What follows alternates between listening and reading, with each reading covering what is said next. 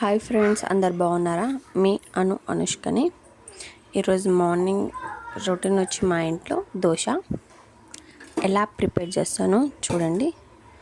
ముందుగా ప్యాన్ పెట్టాలి. ప్యాన్లో 2 స్పూన్ ఆయిల్, తర్వాత 1 కప్పు పల్లీలు, ఇంకొక కప్పు పుట్నాలు, ఆ తర్వాత 2-3 ఎండుమిర్చి, 2-3 పచ్చిమిర్చి. మీరు కారం కొంచెం ఎక్కువ తింటే ఎక్కువ యాడ్ చేసుకోవచ్చు, ఆప్షన్ మీ ఇష్టం. చిన్నపిల్లలు ఉన్నారు కాబట్టి కొంచెం నేను తక్కువనే కారం ఎక్కువ వేస్తాను, తక్కువ వేస్తాను నేను. ఆ తర్వాత 2-3 ఎల్లిపాయలు, కొంచెం జీలకర్ర,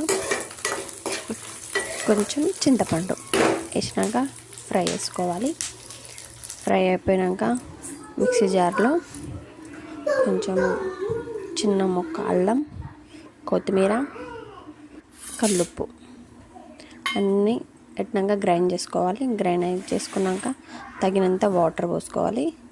మీకు తిక్కుగా కావాలంటే కొంచెం తక్కువ వాటర్ వేసుకోండి, కొంచెం పల్చగా కావాలంటే ఎక్కువ వేసుకోండి.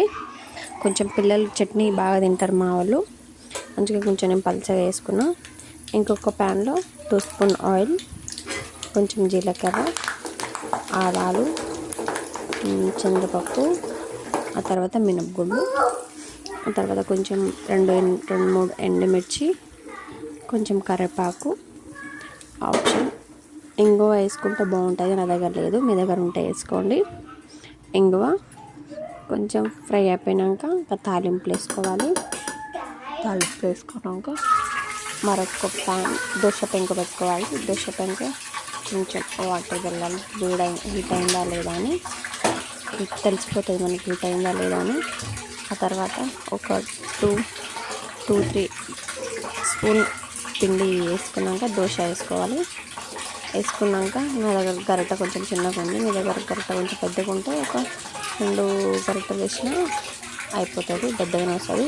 ఇంకా పిల్లలు కొంచెం చిన్నగా దోశలు ఇష్టపడతారు కాబట్టి నేను చిన్నగానే వేస్తాను.